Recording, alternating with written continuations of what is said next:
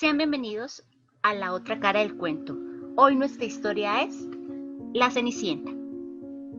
La Cenicienta es posiblemente uno de los cuentos más antiguos de la humanidad. Existen versiones de La Cenicienta que podrían tener hasta 2000 años. Puedes encontrar que cada país tiene su propia historia. Por el momento, hay 340 versiones registradas y es uno de los cuentos más analizados de la humanidad. Escoger una versión original de La Cenicienta es algo casi imposible, pero hoy vamos a empezar mencionando algunas variaciones de la historia que todos conocemos y luego hablaremos de dos versiones poco conocidas, pero que explicarían el origen de algunos aspectos importantes de este cuento. Si quieres leer este cuento con más profundidad, te recomendamos leer el libro Psicoanálisis de los cuentos de hadas, que nos ayuda a realizar lecturas profundas de los cuentos, su origen e influencia en nuestra sociedad. La historia más conocida es la de Charles Perrault, un hombre que reescribía cuentos para la realeza, pero su cuento le quita parte importante a la historia. En Psicoanálisis de los cuentos de hadas se explica que todas las versiones de la Cenicienta se dividen en dos tipos. Una, donde la Cenicienta es la niña huérfana e inocente, y otra, donde es cómplice de un delito. ¿La Cenicienta culpable de un delito? Sí. Hacia 1634 se escribe en Italia una de las primeras versiones europeas de la Cenicienta llamada la Gata Cenicienta, o también Cesolaya, en que ella, la Cenicienta, actúa como cómplice en la muerte de su primera madrastra al ser manipulada por su nodriza, persona que la cuidaba y que aspiraba a ser la nueva esposa del padre de Cenicienta. Al final, el remedio es peor que la enfermedad, porque esa nodriza malvada logra su plan de casarse con el padre de Cenicienta. Trae a sus 6 hijas a vivir con ellos, y entre todos dañan su imagen frente al padre. Se transforma en la sirvienta de la casa hasta que la magia ocurre. Un árbol mágico acude en su ayuda y termina en el baile enamorando al príncipe, y ya sabemos el final feliz de la Cenicienta. Pero el origen de la historia podría encontrarse en China. Así que hoy vamos a contar esa historia, cómo ha llegado a nuestros tiempos, y como hay tantas versiones de la Cenicienta, en las historias contaré y usaré algunas imágenes de las ilustraciones de libros de la Cenicienta de todo el mundo. Esta es la historia de Yen Zhen. En China, hace miles de años vivía Yen Zhen. Yen Zhen era la hija del primer matrimonio de un hombre muy rico.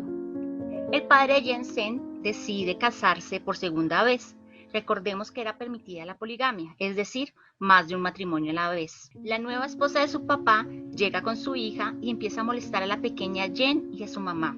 La madre de Yen muere de una forma muy extraña. En la historia se insinúa, pero no se afirma, que la madrastra tenía algo que ver en la muerte de la mamá de Yen. Asesinato o no, la pobre Yen queda sola a la merced de su madrastra y hermanastra, que a diferencia de las historias que conocemos, no es tan fea. Yen se convierte en la cría de la familia hasta que crece. Al pasar el tiempo, en un laguito cerca de la casa, Yen se encuentra un pez. Algunas versiones dicen que hablaba y se convierten en amigos. Empieza a llevarle las sobras de la casa. El pececito empieza a crecer hasta que alcanza los 3 metros. Un pez un poquito grande, parecía como criando un tiburón. La madrastra, sospechando de por qué Yen guardaba las sobras del lugar de comérselas, la sigue hasta el lago y se da cuenta del pez. La madrastra engaña a Yen para sacarla de la casa pidiéndole que traiga leña. Luego mata al pez y termina cocinándolo. Yen, desconsolada, va a enterrar las espinas de su amigo, pero un anciano sabio le dice que cualquier deseo se le va a conceder si se lo pide a las espinas de pez. Luego, el sabio se va volando hacia el cielo. Y eso hace Yen. Empieza a hablar con el espíritu de su amigo pez que habita en las espinas y le pide comida de vez en cuando.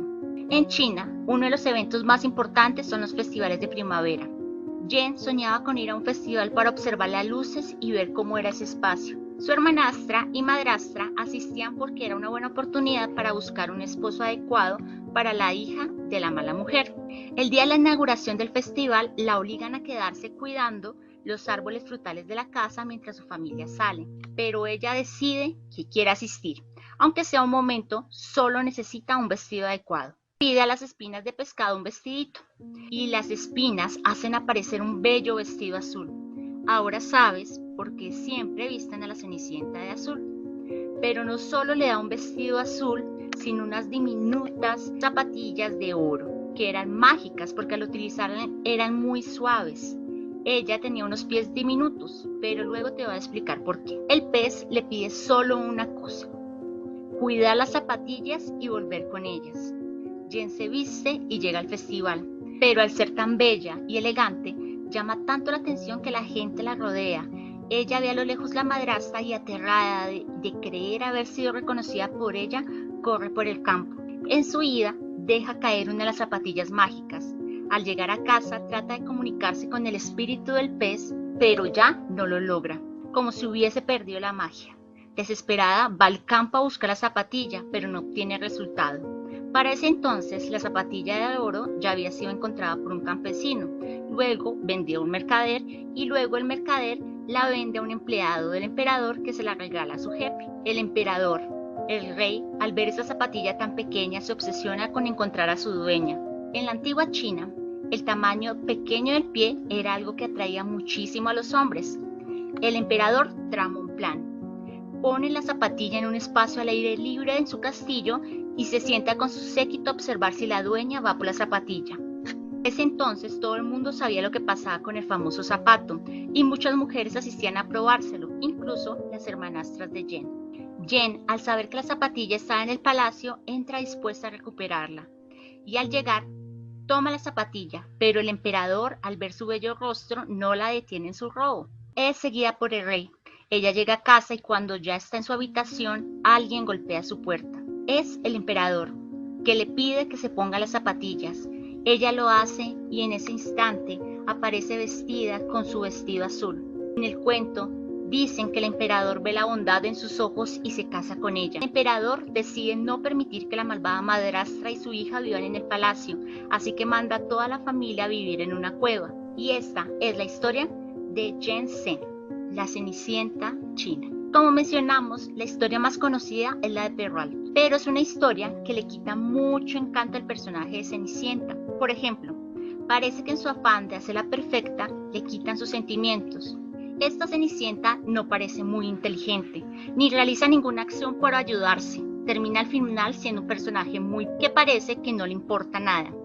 Posiblemente es un reflejo del tipo de mujer que se buscaba en esa época, en esa sociedad. La más cercana a las versiones reales que existieron en Europa fue la de los hermanos Grimm. A las personas les gustaba más la versión de Perral por tener menos detalles grotescos, pero los hermanos Grimm siempre aclararon que ellos no escribían para niños. Esa versión sangrienta de la Cenicienta es muy parecida a la que todos conocemos. La niña queda huérfana, pero en esta versión ella sufre mucho por la muerte de su mamá y expresa su dolor.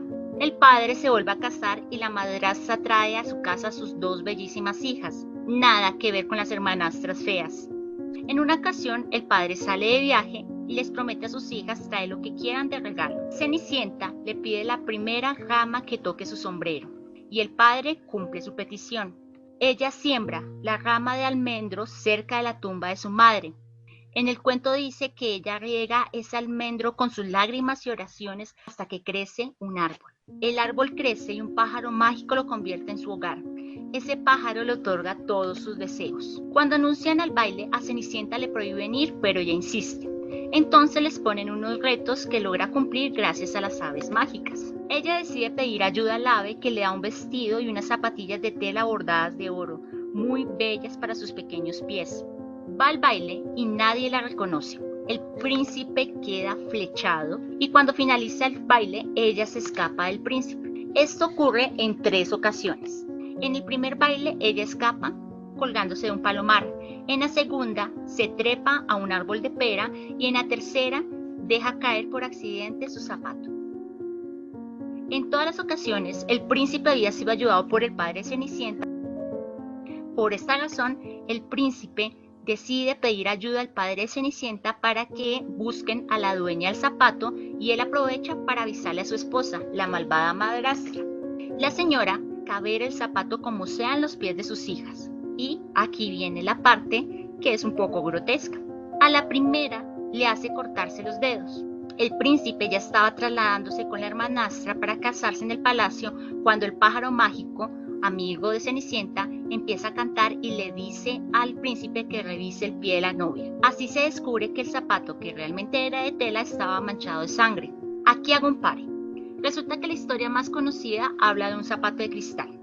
Dicen que Perrault, cuando fue a realizar su propia versión, escuchó mal la historia y la palabra tela en francés se parece a la palabra cristal. Por eso, él piensa que era un zapato de cristal.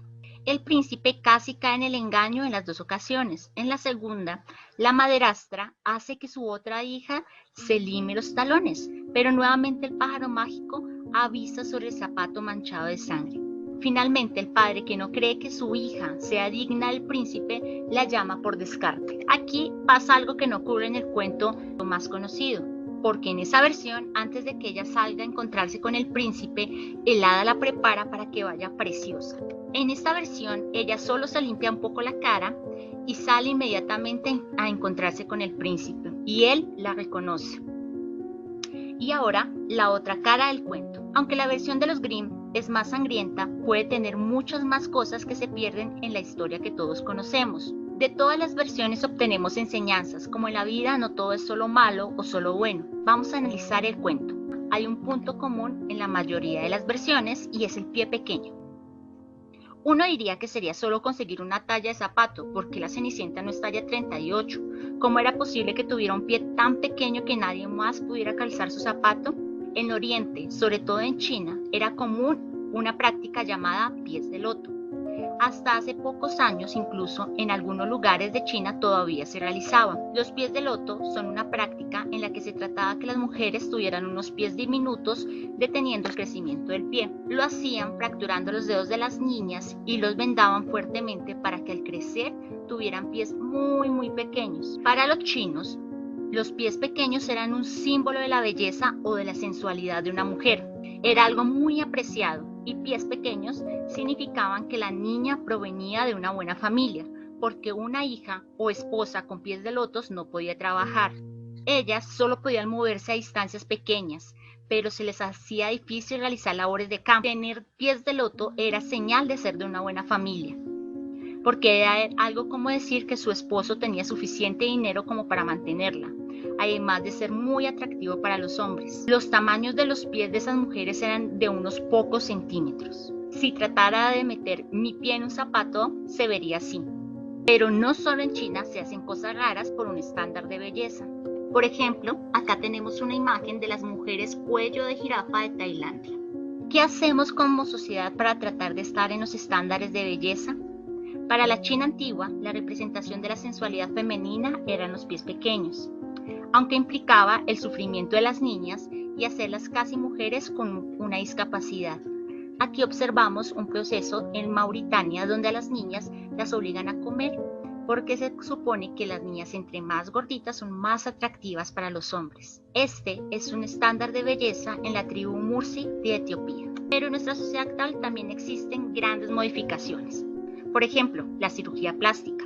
Hombres y mujeres nos vemos presionados por cumplir estándares de belleza que pocas veces son reales y en algunas ocasiones solo nos generan sufrimiento. Algunos piensan que ser atractivo es llenar un zapato de cristal diminuto, aunque tengan que sufrir como lo hacían las hermanastras de Cenicienta. Mutilarse es el punto negativo del cuento, y aunque suene feo, ¿cuántas veces decidimos dañar nuestro cuerpo por tratar de ser bellas o guapos ante el mundo?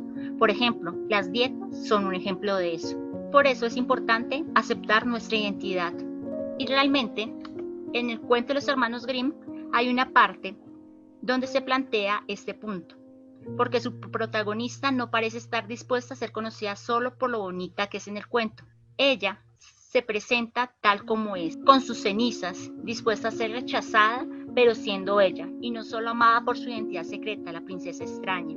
Es como en historias de superhéroes, cuando se descubre que el superhéroe y su identidad secreta corresponden a la misma persona. Allí se comprende que uno como ser humano es tan extraordinario como humano. Es así que la princesa consigue ser amada en todas sus dimensiones, porque todo ser humano tiene aspectos positivos y negativos. Lo difícil es ser amado en todos ellos. Y eso nos lleva a pensar en aceptar nuestra identidad. Dicen que la Cenicienta es la representación del fénix. El fénix es el ave que nace de sus propias cenizas. La Cenicienta, sobre todo la de los Grimm, pasa por la muerte de su mamá. En la antigüedad, la ceniza significaba duelo. Cuando uno sufría una gran pérdida, se cubría de ceniza. Hablar de Cenicienta es hablar de una mujer cubierta de cenizas, una mujer que está cubierta por un duelo. Ella ha perdido a alguien amado, pero aquí viene la imagen del fénix, el ser mitológico que renace de sus cenizas una y otra vez. Ella renace hasta transformarse en esa nueva mujer que al final ella es. Es la Cenicienta la representación de la forma en que como seres humanos nos reponemos del dolor y salimos adelante. La Cenicienta no niega sus sentimientos, convivía con ellos y ellos la transforman. Como ves, la Cenicienta es uno de los cuentos más queridos de la humanidad porque es como un baúl que oculta muchos mensajes. Debe ser por esta razón que ha tenido este éxito mundial. Y para ti, ¿qué es la belleza? No olvides comentarlo aquí. No olvides darnos like y síguenos para la siguiente cara oculta de los cuentos.